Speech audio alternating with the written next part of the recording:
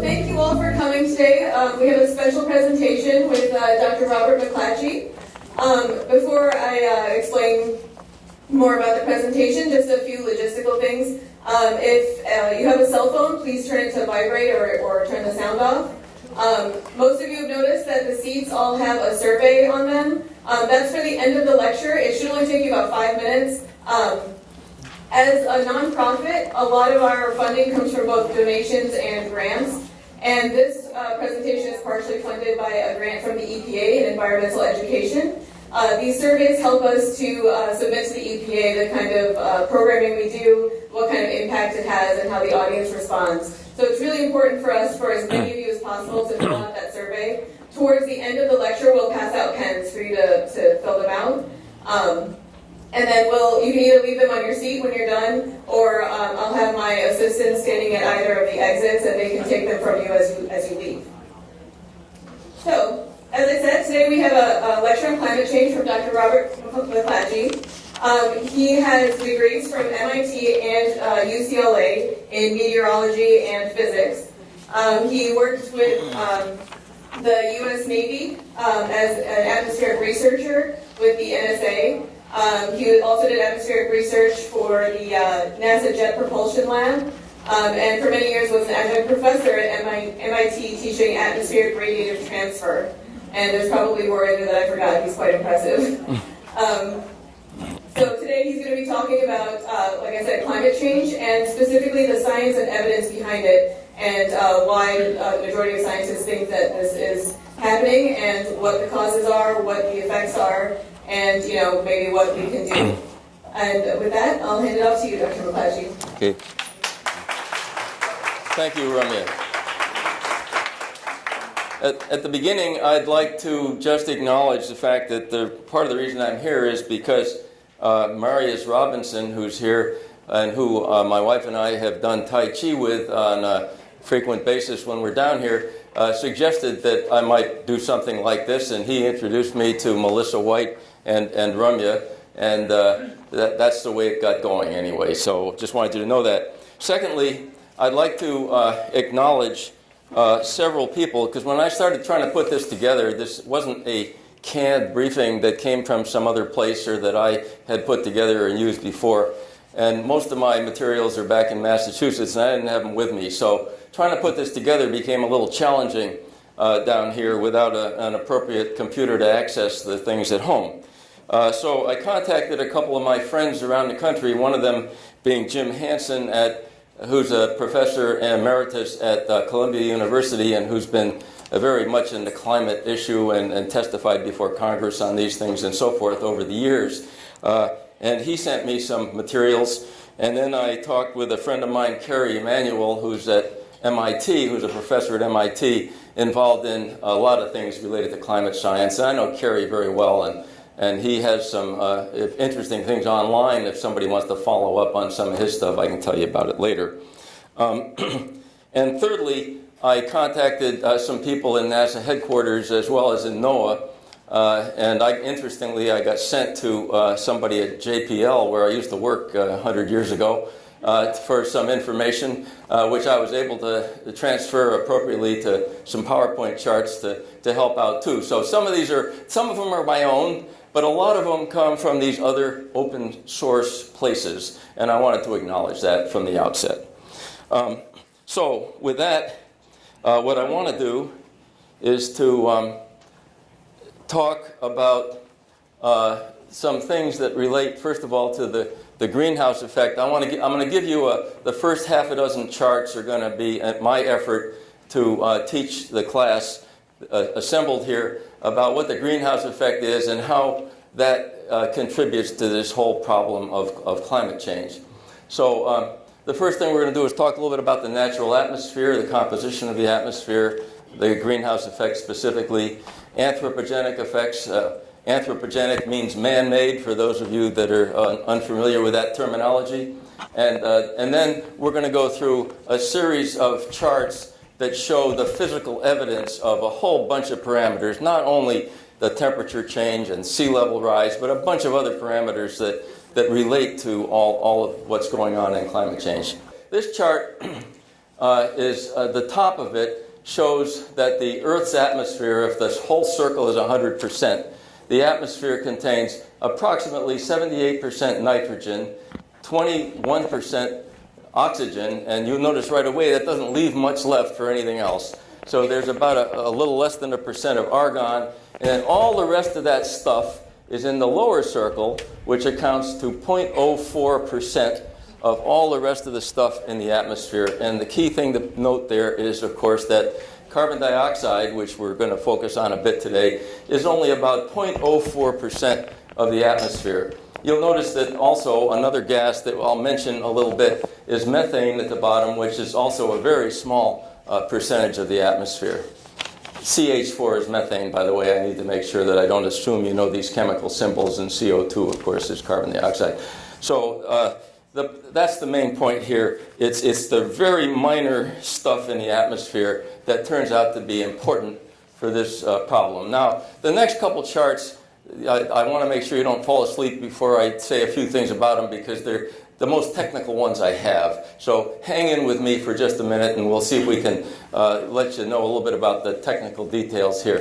First important thing to notice is that this is the solar, what we call the solar spectrum as a function of wavelength. The sun comes in, and you know, I think, that the wavelengths of light that in the visible, these are the ones that our eye sees, and here what's marked as visible. The ones that we don't see are the UV and the infrared. But notice that there's a lot of energy, especially in the infrared. There is some also in the UV. The UV, of course, doesn't get through too much because it gets absorbed by the atmosphere a lot, and among other things, forms the ozone layer. And the ozone protects us to some extent from sunburn.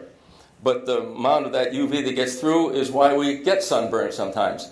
But the key thing I want to focus on here is out in this part of the region where you'll notice, I won't get into all of this, but wherever it lists a molecule like water or CO2 or something, these are places in the spectrum, in the colors that your eye can't see, that where it's absorbed, where the atmosphere absorbs this energy and doesn't let it all go through. So what we have here is that the sun does come through in the visible where our eyes see it, but a lot of what comes in over here does not get through the atmosphere, and that energy is in part absorbed by the atmosphere and goes into heating the atmosphere. But this is only half of the problem, and the next one that's a difficult one to deal with is this chart. And here what I really want to just focus on is the top part. This is kind of like that solar curve. The sun looks like about a 6,000 degree object radiating away with parallel light that comes into the Earth, all over the Earth as the Earth turns. The curve on the right, though, this is the Earth's energy, because the Earth is much colder. In these degrees, forget about the details, but this is in kelvins, which this is an Earth and lower atmosphere temperature. And so the Earth emits radiation and therefore also can absorb radiation out here in wavelengths that your eye can't see. The sun comes in here, and notice these curves almost only overlap a little bit.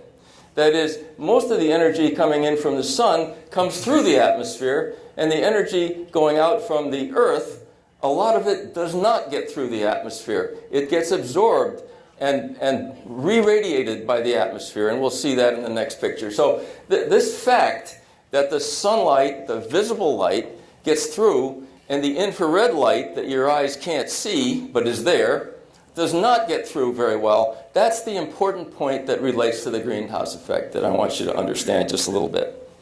We're going to talk now about the greenhouse gases, and some of the ones I want to talk about are carbon dioxide, of course. You'll notice that I also mentioned water vapor. I'll come back to this a little bit later, because water vapor is and should be considered a greenhouse gas, and in many respects it may be even more important than carbon dioxide.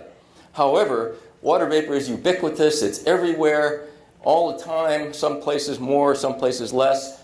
And let me give you a little example of a feedback mechanism that might occur here while I'm talking about water vapor. In the case of water vapor, let's say CO2 and some other gases heat the atmosphere. We know that happens, and we'll talk a little bit more about that in a minute. But as the atmosphere then gets heated, the atmosphere, because it's now warmer, can hold more water. I think you all know that in the tropics there's a lot more water vapor in the atmosphere that can come down as heavy rain than there is in the northern latitude when the temperature is much lower. So simply by heating the atmosphere can hold more water. And when it holds more water, and if you for a minute take it from me, water vapor is a greenhouse gas. Now we have more greenhouse gases in the atmosphere, which means it can be even made warmer. So we call this a positive feedback. The CO2 does the heating, water vapor increases, water vapor becomes another greenhouse gas, and we get even more heating because we now have water vapor adding to the effect of the CO2. I also mentioned methane, and again I'll come back to that. Methane is another potentially important greenhouse gas. But the last thing I note is that cloud particles and aerosols. Of course, cloud particles are a complicated element to deal with because they're not so nice and uniformly mixed. They're kind of everywhere in what appears to be kind of a random fashion. But they're important. And the reason they're important, both of these kind of quantities, is because they have the ability to reject heat from the sun, to reject some of that visible light that we can see with our eyes, and send it back to space so that it doesn't heat the atmosphere. In fact, it can, under some circumstances, cool the atmosphere. And there have been cases, which we could talk about later, of volcanic activity where lots of particles are thrown in the atmosphere and the atmosphere gets colder. And there's even been a few cases that we know of in the last couple hundred years where there's been some significant global cooling for a year or two because of some of these volcanic activities and all the particles that are thrown into the atmosphere. So I've told you most about what I want this chart to tell you, but let's just summarize what the greenhouse effect is all about. So we have here the solar energy in the visible, and that's why it's yellow, so because you sort of know it looks kind of yellow and your eyeball sees this.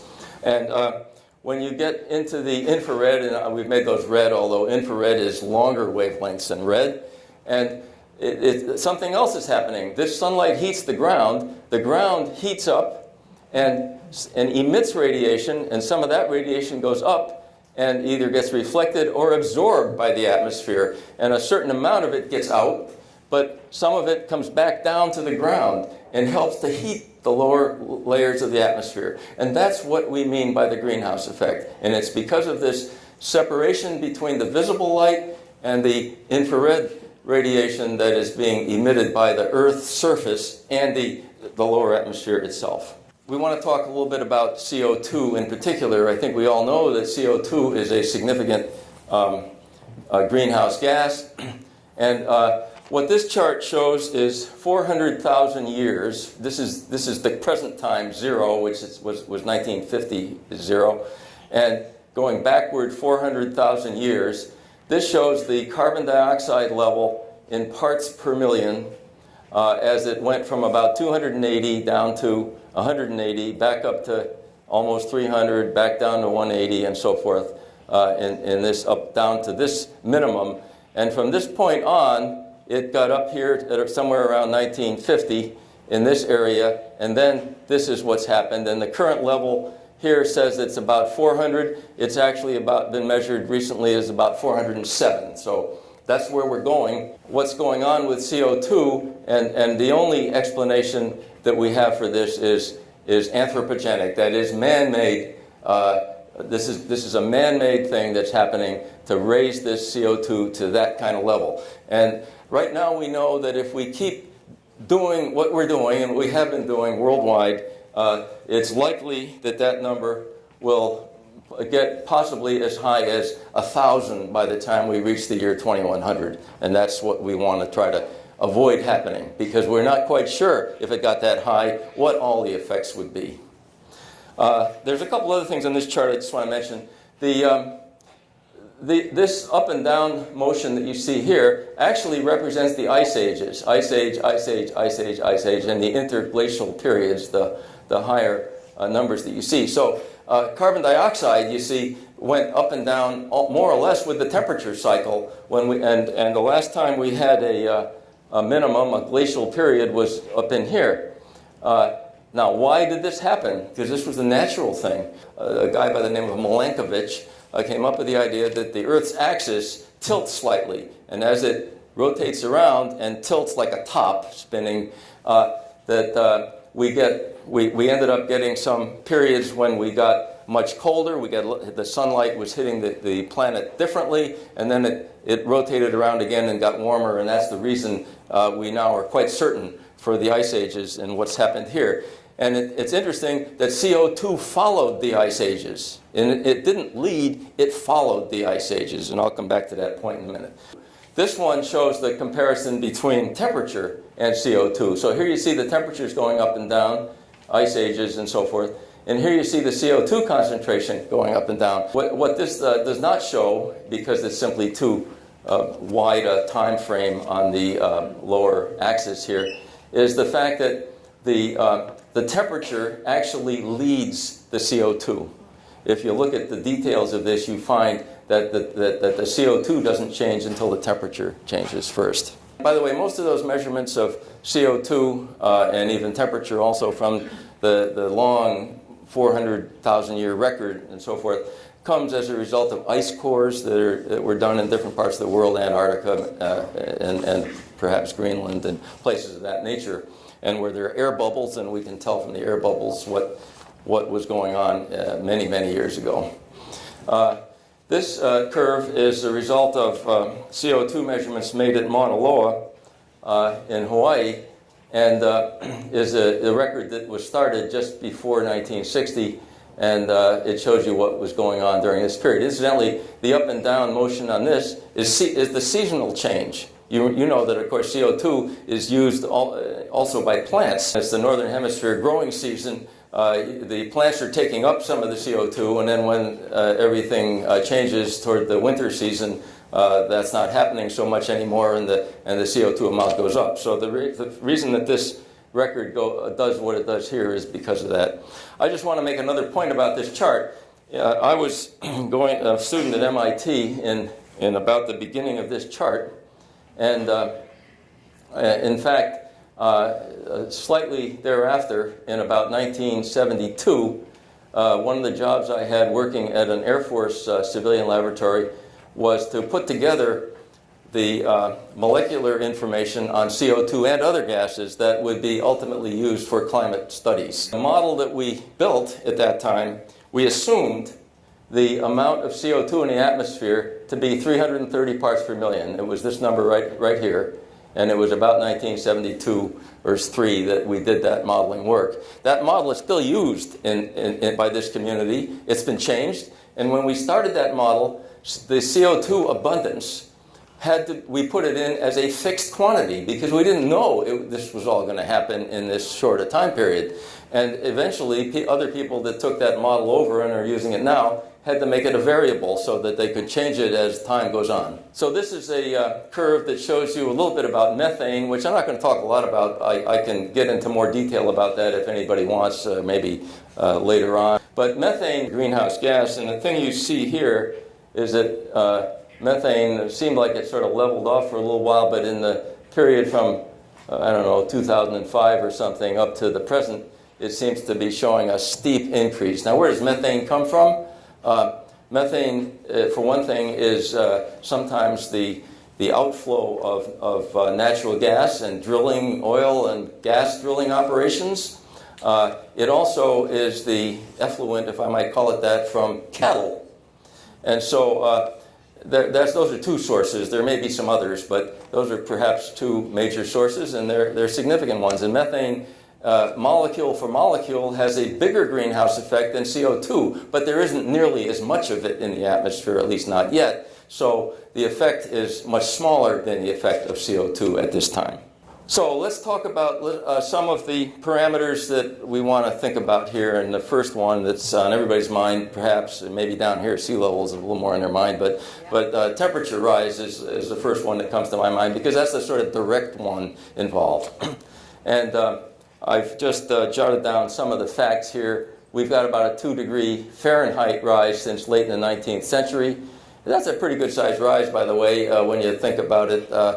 I think we had I think there's about a 5-degree Celsius, I think it is, change in temperature, 5 or 6 degrees, between an ice age and an inter-ice age period. Okay, now 2 degrees Fahrenheit is about what is it, 1.6 degrees Celsius or so. But it's a significant number, and if you think about it and compare it with an ice age versus an inter-ice age, hey, it's a significant piece of the distance, you know? So I just wanted to point that out. And this temperature rise, doing the radiative transfer calculations that I spent a lot of my life doing, we know for sure that this kind of temperature rise comes from CO2 increase. So some of it, as I say, comes from other molecules. I've mentioned methane. There's a few others that can also contribute. Most of the warming has happened in about the last 35 years. And 16 of the 17 warmest years have occurred since 2001. And the warmest year globally we've had was 2016. 2017 was a little cooler than 2016, and that's probably the randomness of the curve more than anything else, but I can't say that for sure either. This shows us another way to look at the recent temperature rise. You see that between 1880 and somewhere in here there was a bit of rise, and then it seemed like there was a bit of leveling off until somewhere around 1970, and since then this is what's been going on, and I believe that's the 2016 number up at near the top of that peak that you're looking at there. Sea level rise, the next item I'd like to just touch on. So we know that at the present time the average global increase since about the 19th century is about 20 centimeters. Now that's about 8 inches to put it into our more usual terminology. But we also know, and the next chart's going to show us, that the rate of increase is increasing. This chart is just intended to remind us in terms of sea level and what that might mean for the world, not just Key Biscayne or South Florida, is that most of the big cities are located around the edges of all these continents that we are looking at here, and they're obviously very significant amounts of the world population live in these areas, and some of them are worse than others in terms of the risk of sea level rise and what it might mean for the populations.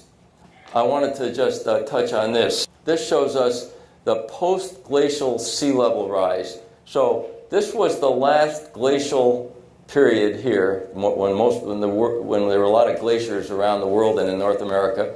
And notice that sea level was 120 meters below more or less below what it is today. 120 meters, that's a big number. Think about that. Based on measurements at a whole lot of these places, we see that when we get down to about 8,000 years ago, we're up to the sort of close to the present time in terms of sea level. So sea level has been somewhere close to the present time since about 8,000 years ago. But you can see if you look at this carefully, there's a gradual increase in in this curve.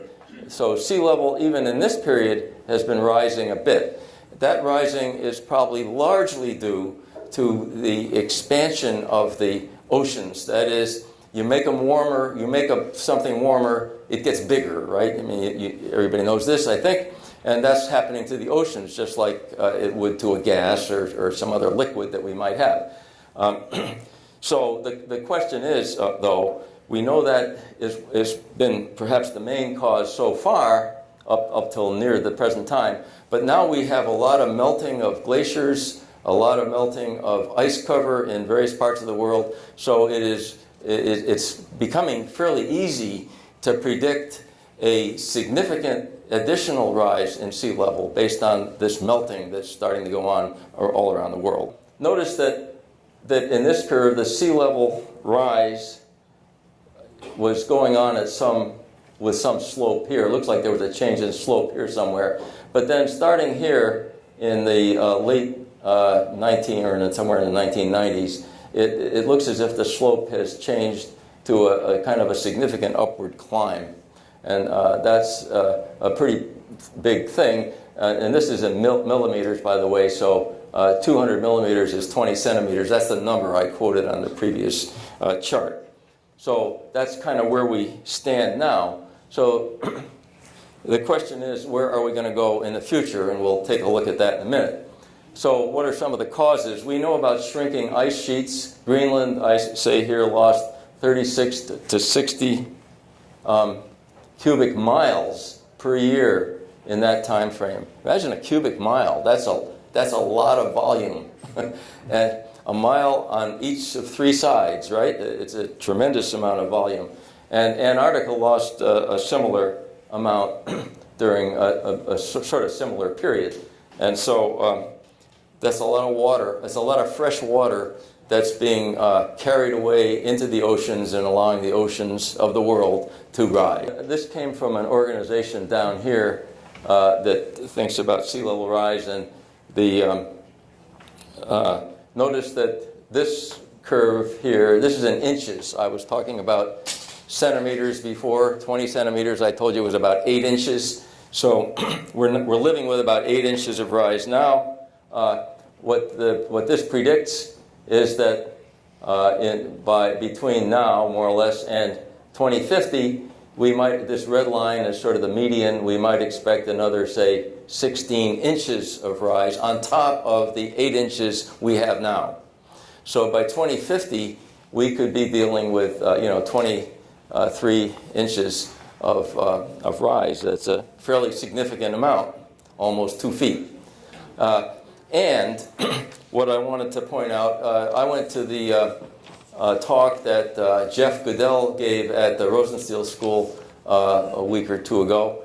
And he made reference there to the fact that there was a recent study that came out of NOAA, and he quoted the number 7 feet by the end of the century, by the 50 more years, by the year 2100. I looked that up and found that indeed there is a NOAA study, and the number that I found quoted was 6.6 feet by the end of the century, by 2100, assuming that things keep going the way they are now. So that's a big deal, 6.6 feet, up here somewhere. By the way, to put that into context, probably a lot of you know, but the elevation of Key Biscayne, the average elevation of Key Biscayne is 2.93 feet. Okay? So let's talk for a minute about some other effects. Snow cover and sea ice. Well, we know that the spring snow cover has decreased in the northern hemisphere over the last 5 decades. I don't have specific numbers on that at the moment. The extent and thickness of Arctic ice has also declined over this same period. So, and by the way, this is another point. I mentioned earlier a positive feedback mechanism when I was talking about water vapor. Here's another positive feedback mechanism to think about, and it's an easy thought process. If you have a certain part of the northern hemisphere land area and sea area covered with ice and snow, as is typically the case now in the winter season and even in the summer season if you go far enough north, that means that wherever that snow cover or that ice cover exists, that when sunlight comes in, it's going to be highly reflective. And so a fair amount of that energy from the sun, instead of being absorbed, will get reflected back to space and will not heat the atmosphere. Okay? But now, take away some of that, remove all of it, and the sunlight comes in and heats the ground, and the greenhouse effect becomes stronger. So here we have a case where the heating causes the demise of snow and ice, and the demise of snow and ice causes more heating, and it's a positive feedback. It's another positive feedback mechanism that we have to think about. And this is an example of a snow-covered area in North America, and you can see it sort of has its ups and downs, but you can see a general downward trend in that curve. You may have heard in the media that for a period of time it looked as if Antarctica wasn't cooling as much, or wasn't losing as much ice and snow as the Arctic to our north was. So what this shows you is that if you take the Arctic in the top curve, you notice how the extent of sea ice is going down over time from about 1980 to the present time. And you notice in Antarctica, it looks like it may be slightly going up. But then when you combine them, realizing that now we're talking about the total area now, okay, the total area of ice and snow cover, it definitely has a downward effect. And the other thing I want to just note is that this point here, in 2017, the amount of loss of ice cover in Antarctica reached a new minimum, a significant new minimum, just last year. Glacial retreat. We know that we see this a lot in the media too, but I think it's important to include it in this discussion. Glaciers have been retreating worldwide, and I mentioned all the possible areas which basically means everywhere. And let's take a look at a couple of examples. This is the Muir Glacier in Alaska, the one on the left, taken from August 1941, and here's the same photograph, more or less, taken in 2004.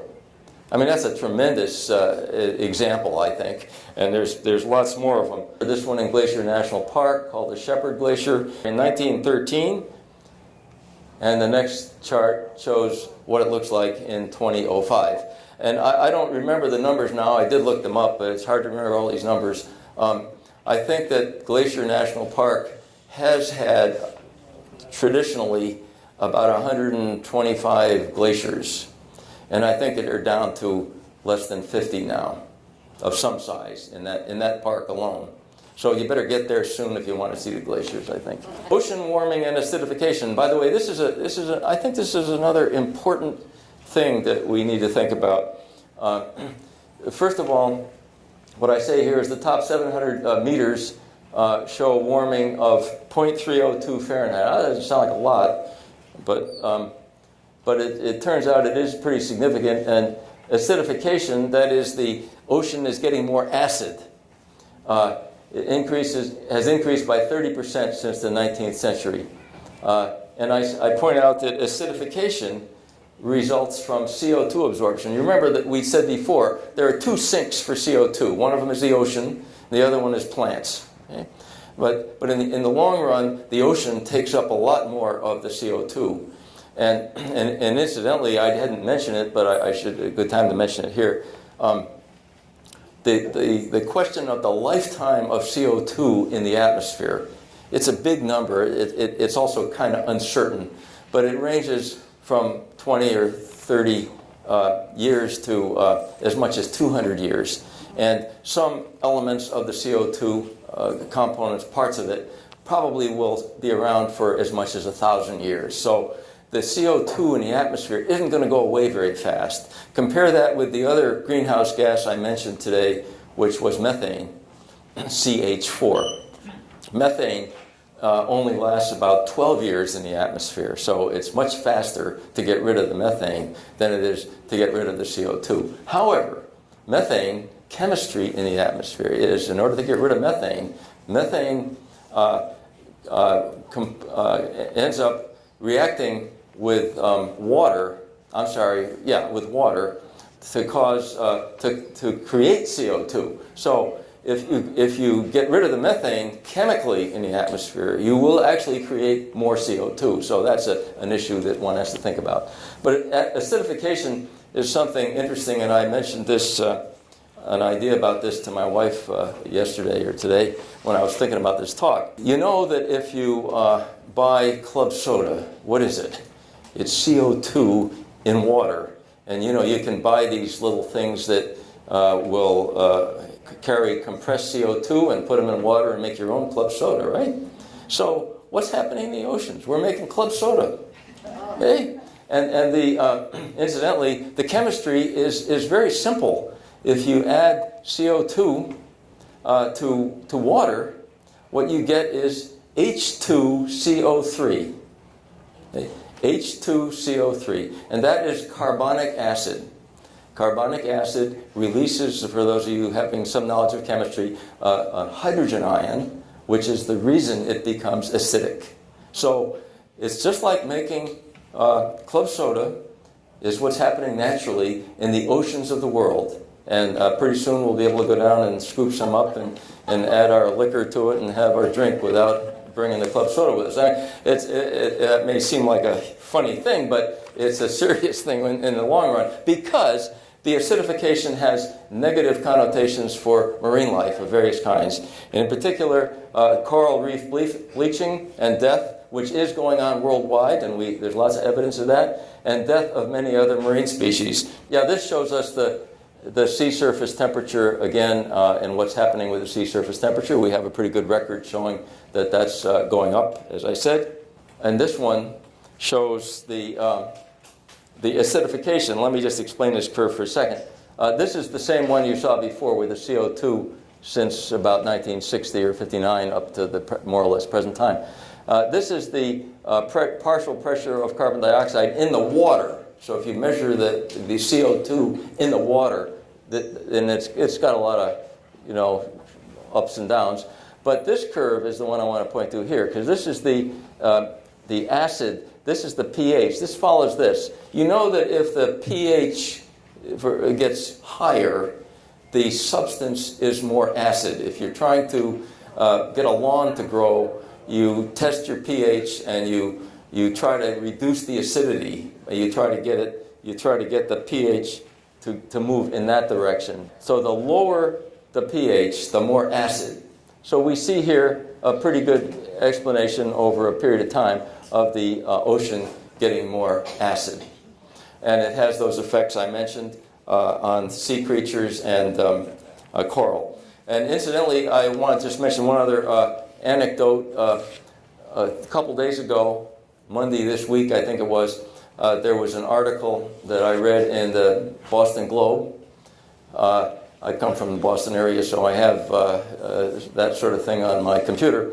And the article had to do with the fact that the right whales in the northern waters, especially off the Gulf of Maine, this year, and they're an endangered species, by the way, the right whales have had zero calves. And there's only a little over 100 females remaining in the world. And they've had no calves this year. And why is that? Well, one of the reasons that was suggested in this article is because of the warming of the water in the Gulf of Maine. And apparently the Gulf of Maine has warmed more than almost any place on the planet. And at the levels that depth levels that they were considering, they quoted in that article a 7-degree increase in the temperature of the water at those levels. And they believe that that's a significant contributor to the demise of the right whale. So that's something to think about. And this is just an example of the bleaching of coral. You've probably seen these kind of pictures, and it is happening. This one was from the Great Barrier Reef. Extreme events. There's been, we know that we've had numerous high temperature events that have increased since 1950, and low temperatures are decreasing. And rainfall events, and we've seen some recently. If you think about, I don't know whether it necessarily was climate change or not, but the Hurricane Harvey issue and all the 50 or 60 inches of rain that some of the folks in the Gulf area had this year was very significant and unique, of course, and perhaps does have some role, is contributed to, I think, by climate change. And so what's happening here is that there's sort of a probabilistic thing, the probability of occurrence, and let's assume this is what we're dealing with now. The new climate means we're dealing with something like this. It doesn't mean we're never going to see cold temperatures or we're never going to see hot temperatures, but it means that in a probabilistic sense, we'll see more hot temperatures and less cold temperatures going forward. Climate modeling. Just want to talk about this for a couple minutes to leave some time for questions and discussion. I want to show you a picture of a weather model, because this is a weather model that are created every day in many pieces. This is an upper atmosphere model that is kind of like the models that are done for climate, except in the case of climate, instead of running them for a few days or 10 days, we run them for 100 years. And they still have many, many points all over the globe in 3 dimensions. and many physics features that are introduced into them in some sort of what we call a parameterized way, and that's the way we have to do it, because we can't treat every physics process at every point over thousands of grids around the world. We have to do it in some kind of an averaged way so that we can make sense out of the whole thing. And these waves in the atmosphere, you probably never heard of Rossby waves. Carl Gustav Rossby was actually at MIT when I was there. He's the guy that found out that these kind of waves in the atmosphere were the ones that drove atmospheric motions. I want to show you a plot at about 30,000 feet.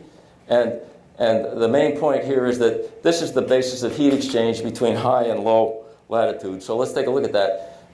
Now this won't mean a lot to you until I just give you a brief explanation. This is the United States here. You can probably see it kind of underneath this thing. And we're looking down from the North Pole. So we're seeing the entire hemisphere, the entire northern hemisphere, looking down from the North Pole. And you can think about this. The flow of air is parallel to these lines. So the flow of air is sort of going like this, and like this, and around like this. If the flow of air was only west to east, if the flow of air just went in concentric circles around the pole, you wouldn't exchange energy between the equator and the pole. What these waves have to do is to get the heat from the tropics into the polar regions and get the cold air from the polar regions into the tropics, move it toward the tropics. And of course, when that happens, along these boundary lines, especially on the east side, we get storms. This is a real map from about 30,000 feet in elevation from the 6th of February this year.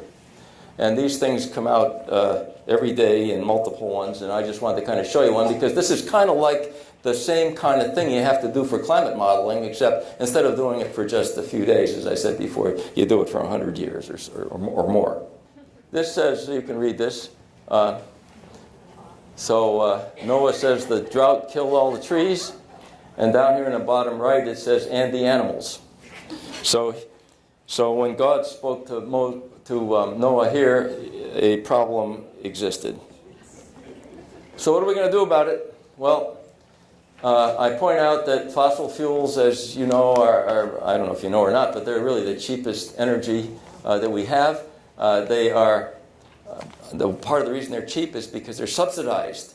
The United States subsidizes the fossil fuel industry to the tune of at least $20 billion.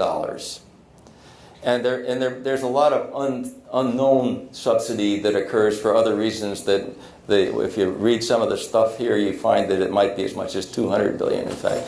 Worldwide, the fossil fuel industry is subsidized to the tune of about $1 trillion. So if we simply stop the subsidies or reduce them appreciably, we might change this picture a bit. We obviously also have to do some work to maintain and increase, in some cases, regulations. And I mean, you could add automobiles here too, of course. And technology development needed, spurred by rising carbon price. And so if we had a rising carbon price, we may incentivize more technology.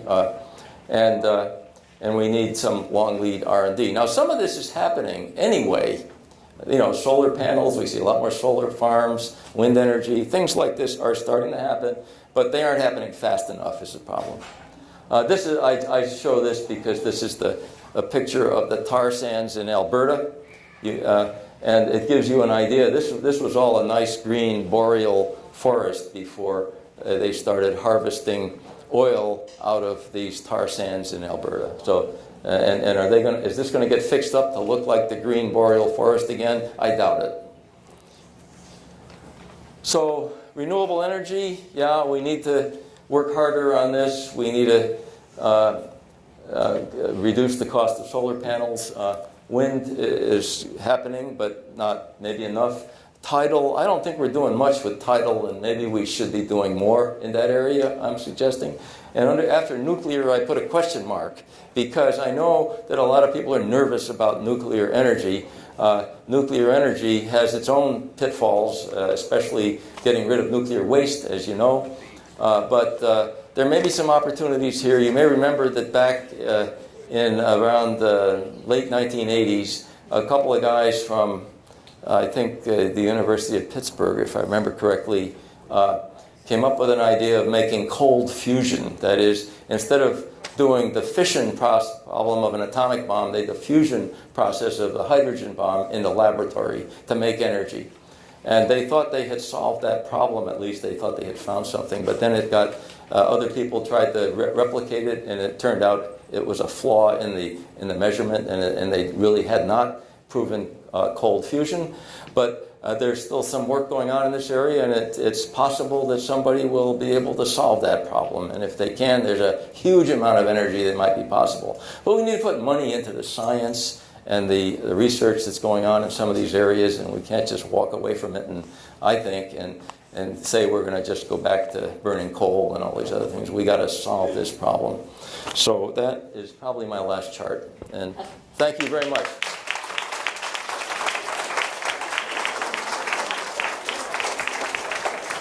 And with that, we'll go to questions. Well, right, okay, you're right here. Go ahead.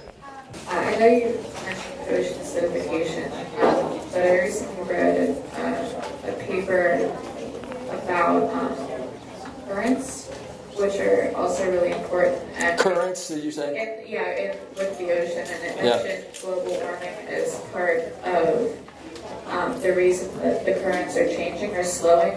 Unfortunately, I don't know a lot about that, but I know that there are some effects on ocean currents that are happening and that have been projected to happen, and maybe that sort of thing I mentioned in the Gulf of Maine has to do with some current change. I don't know, but that certainly, and incidentally, just for the record, the kind of waves I talked about in the atmosphere, the Rossby waves, there are similar waves in the oceans, and that controls the flow in the oceans. And when people try to do this, study the movement of oceans, they're dealing with the same kind of wave fluid structure problem. Yeah. The air patterns were similar. Sure. So that's about all I can say about that right now. Okay. I think there was another question right here.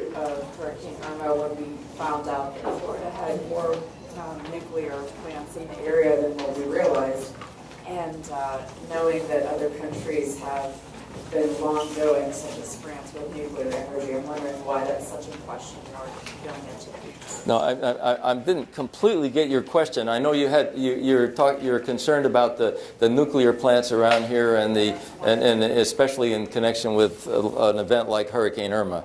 Right, that's one question, because it was a question mark as going into the future with renewable energy. Yeah. So if it's not so proven or disproven, then we have some in our own area, and other countries have been long running with nuclear energy.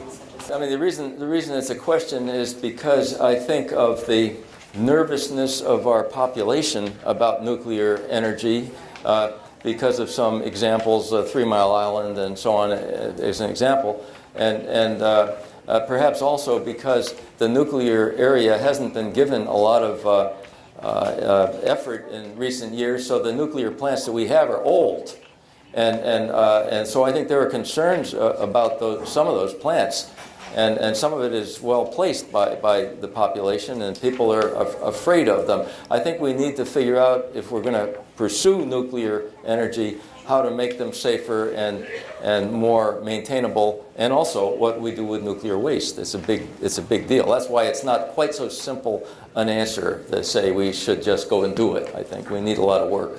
I was just reading about geothermal power in Iceland and Kenya, and also like Yellowstone, and then also hydropower, as various other sources of That's a good suggestion. I probably should have had geothermal power on that chart, because I think that's one that in some parts of the world it can be tapped into. Not everywhere, but it can in some parts of the world. It's a good idea. Yeah. Somebody has a mic back there. Yeah. You talked about coral bleaching. There are certain studies that say that coral reefs are adapting to the climate change. What do you say about that? Yeah, I'm not quite getting the question. You talked about coral bleaching. Oh. And, there are a few studies that show that corals may be adapting to climate change. And do you know anything about that? No, I don't know much about that. I can't really answer that. Apparently, I mean, the issue with coral, for maybe some of the people in this room know about it, and I've read a little bit about it. The issue is that there's some kind of algae that are symbiotic with the coral. And so the problem, I guess, is that the algae dies off, and sort of the symbiotic relationship between that and the coral goes away and the coral dies. I think that's the process. Now, that's about as much as I can say about it. I can actually speak to that just a little bit. Corals actually do have a mechanism that helps them to regulate the water acidity slightly. So within like a fairly established coral reef, if it becomes slightly more acidic, they can actually, and I can't tell you the mechanism exactly, but some corals, and this isn't all corals, they can actually do something that will create a sort of less acidic environment, and it helps them to adapt to a point, but it's a very kind of iffy area. There's only a few corals that are able to do that, from what I know, and they can only maybe change and this is a guess, I don't remember the numbers, but maybe 0.5 in pH, like not a huge number, but they can, it's big, but it's also, it's not like, several points of pH or anything like that, and it's only like very, very localized, and of course, once if there's huge currents and things like that, it becomes much more difficult, obviously, because the water is moving a lot more, but it's from what I've read, some corals can do that on a very limited basis. But the majority of them, as a lot of you may know, the Great Barrier Reef is experiencing an enormous amount of bleaching because it's unable to adapt to the ocean acidification. Okay, we have a question here. As you know, there are climate change deniers, including somebody in the White House. Is there any evidence to support the position that is advanced by those deniers? In a word, no. People who seem to be climate change deniers typically come up with some example of some event or some kind of thing. And when you start looking at it, an example might be, for example, solar activity. And can't solar activity change the climate? The community has reviewed that in very much care over about 100 years, and we now have a lot of new evidence that shows that there's a slight effect due to solar activity, but it's very small compared with anthropogenic effects of CO2 and other gases. That's an example. There's other, as I've seen it, every time some new wrinkle comes up, it can be explained by some other example like this. I mentioned volcanism before. Volcanic activity, I've had people say to me, well, didn't volcanoes, don't they give rise to a lot of CO2? Well, yeah, they do. But they also give rise to a lot of particulates. And the particulates cool the atmosphere and the surface. And furthermore, in the old days, the old days means, 500,000 years ago, there might have been a lot of more CO2 being put into the atmosphere by the volcanoes. But in recent times, that's not true. We only have an occasional significant volcano around the world that has some CO2, but typically the particulates are far greater than the CO2 in the sense of cooling. In fact, there was maybe some of you know, in 1816, one of the volcanoes in Indonesia, it wasn't Krakatoa. Krakatoa was 1883. This was an earlier one, and this is the one that gave rise to the concept that the world or the northern hemisphere or something had a year without a summer, and that year was 1816.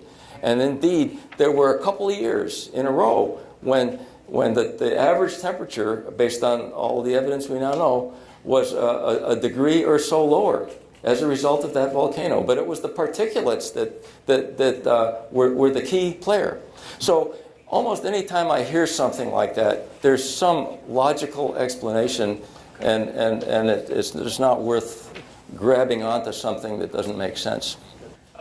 Those of us who are interested in the whole evolution of climate change are really watching particular items, particular propaganda hitting us from the media, one of which is IPCC. You haven't mentioned IPCC. Okay, I can talk about that. The other is El Nino and La Nina, Yeah, the ENSO yeah, cycles yeah. operating in the southern hemisphere. My impression is that IPCC and a lot of other scientists concentrate on the northern hemisphere. I'm very interested in the southern hemisphere, where there's far fewer population, where you have two massive features, being the Pacific Ocean and Antarctica, which have a major effect, I believe, on climate, and particularly El Nino. Yeah. Now, El Nino has been recognized and written about and talked about for over 500 years. Now, do you suggest that El Nino is impacted at all by anthropogenic? Yeah, I don't think so, because I think El Nino and La Nina are, first of all, it's a much more, the time frame for those cycles is much shorter than anything we're thinking about here. And it does have an effect. We know El Nino has an effect, and it's taken into account in weather forecasting on an annual. When we think about next year's, are we going to be colder or warmer or more snow or whatever it's going to be? But your question about the IPCC, I can't answer that. I mean, I hadn't tried to segregate the participants. I know a lot of the people that are part of the IPCC, and I've read their reports. In fact, for the sake of people that aren't familiar with that, the IPCC is the Intergovernmental Panel on Climate Change, and is under the UN framework, and it's under an organization called the World Meteorological Organization, and I know them well. I was a representative from the United States 3 times at World Meteorological Organization meetings. I was not on the IPCC. But the question you're asking is, are there as many people from the Southern Hemisphere on it? Probably not, simply because there aren't as many people in the Southern Hemisphere as there are in the Northern Hemisphere. But there are people in the Southern Hemisphere. I know some of them from Australia, for example, who are on the IPCC. So I can't tell you that there's as many, but I think there's a lot of interest in the Southern Hemisphere, and there certainly is a recognition of the fact that those differences occur because, as you very adequately said, the fact that there's so much less land area in the Southern Hemisphere and such a great ocean area, and that some of the exchange mechanisms are somewhat different because of all of that. But I don't think the Southern Hemisphere is being left out. Because there are a number of sources of CO2, obviously. And the volcanism, in the one slide where you show Hawaii, I believe you showed it getting more acidic in that region of Hawaii with time. Right. And more basic in some other areas. No, the only one I showed you was the Hawaiian thing on acidity. Yeah, that's the only one I showed you. Yeah. And I think submarine volcanism might somehow correlate with El Nino. That would be my thought. And what we call the East Pacific Rise. East Pacific Rise, yes. Yeah, well. And Mid-Atlantic Rise. There's a lot of volcanism we don't see. I mean, under the ocean.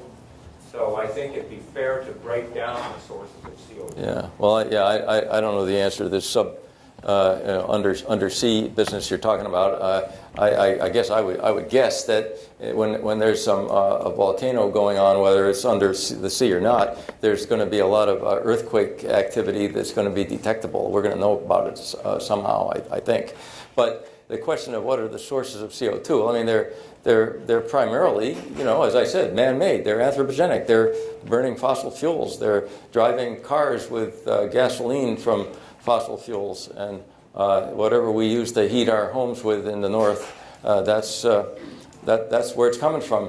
And whether it's coal or oil, and some of them are worse than others, as you know. Coal is worse than oil, and oil is worse than natural gas as far as burning fossil fuels. So, those are the fundamental sources of CO2 that are causing our big problem, and they are coming from all of the things that we want to burn in order to make our economy go.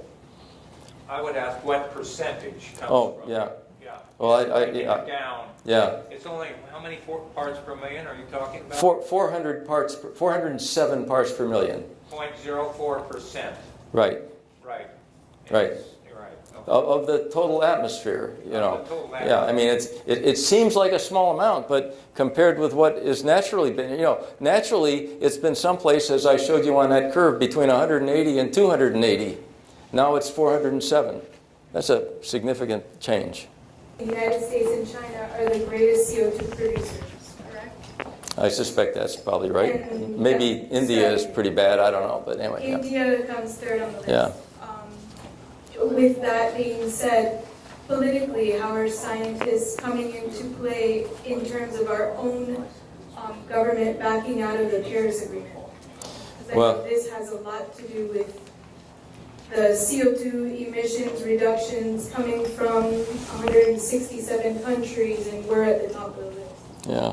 Well, that's You is that the end of your question? Yeah. Yeah, Okay. you know. Well, of course, that's a sort of a political question, but it's not totally a political question because I think what I observe is happening is that, especially the scientific community, but even the non-scientific community, is getting behind the idea of promoting renewable energy a lot more, despite the fact that we're not part of the Paris Accords at the present time. And I mean, I just see that happening everywhere. You see solar farms going up and people putting them on their roofs and so on and so forth. We need to do more of it, of course, and we need to keep it up. And we need to look for alternative mechanisms of renewable energy that we can encourage. But it is happening. And the scientific community that I know is pretty much saying, we're going to keep doing what we're doing. Because, and I know there have been questions raised about some agencies, EPA being one of them, and others where some of the scientists are supposed to not talk about climate change. The ones I know are not listening to that idea. Every one of us, every hour of the day, is exhaling CO2. Right. The way that this earth was set up by our Creator, whatever you want to believe about evolution and creation, the balance was there. We breathed out CO2, the plants all day, using the sunlight and photosynthesis, converted that CO2 with water into sugars and starches and so on, which we all consumed all day, and our waste products were CO2 and oxygen. Thank you. That's true. Absolutely.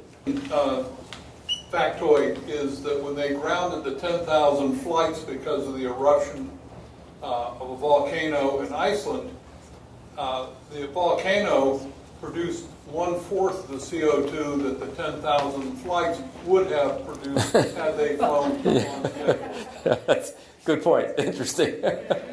Okay. All right, is there any other questions? All right, thank you all so much for coming. I really appreciate it. Thank you. Thank you.